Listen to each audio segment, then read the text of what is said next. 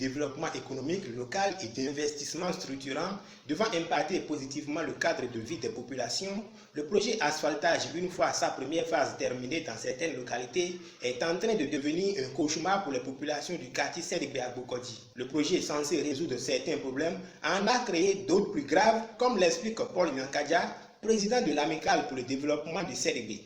Je pense que c'est une occasion vraiment pour nous d'exprimer les problèmes auxquels nous sommes confrontés après les travaux qui sont menés dans notre quartier.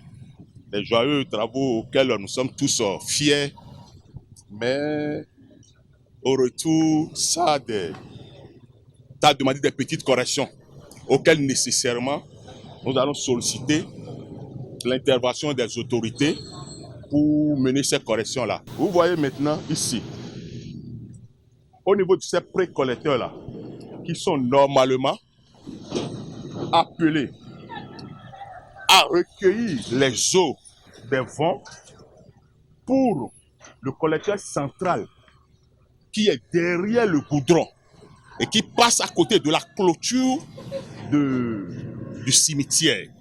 Donc ces précollecteurs-là, en principe, sont appelés à recueillir les eaux des vents de notre quartier pour le collecteur qui passe à côté de la clôture du cimetière et qui mène au quartier Aïmevo là-bas.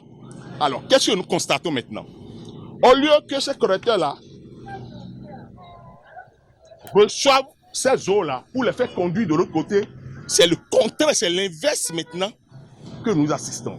Nous assistons à l'inverse de telle sorte que les eaux maintenant de ces collecteurs-là sont déversées, retournées dans les fonds et dans les maisons. De telle sorte que même 30 minutes, 2 heures de temps après la pluie, vous voyez, il ne pleut plus maintenant. Mais les eaux continuent. Au lieu de retrouver le collecteur central, ce n'est plus le cas, ça descend maintenant dans les vents. Et ça continue de descendre. Et dans les maisons. Et si vous rentrez dans les maisons, tout au fond là-bas, celles qui sont un peu plus basses là, se retrouvent maintenant pratiquement inondées. Les travaux ne sont pas mauvais. Non, nous ne condamnons pas les travaux. Mais il faut procéder à ces corrections-là. Nous demandons plutôt ces corrections-là. De quelle manière il faut procéder pour que les eaux ne se retournent plus dans les quartiers, dans les vents, dans les maisons, mais plutôt rentrer dans les caniveaux, rentrer dans les collecteurs pour être conduites aux endroits conseillés. Tout en remerciant le gouvernement du président Talon pour avoir pensé à leur localité dans la phase 1 du projet et ne sachant plus à quel sein se vouer, les habitants devenus des batraciens circonstanciels invitent les autorités du ministère du cadre de vie et les responsables des entreprises en charge des travaux à penser aux mesures correctives pour soulager un tant soit peu leur peine. Notre président, nous pouvons que lui dire merci parce que les travaux que notre cher président,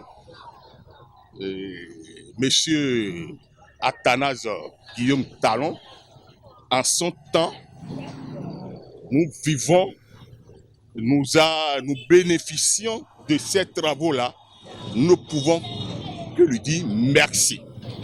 Et merci, et en même temps aussi demander à ces responsables qui sillonnent dans les quartiers pour voir l'évolution, pour voir l'aboutissement, pour voir ce que les travaux ont effectivement donné là.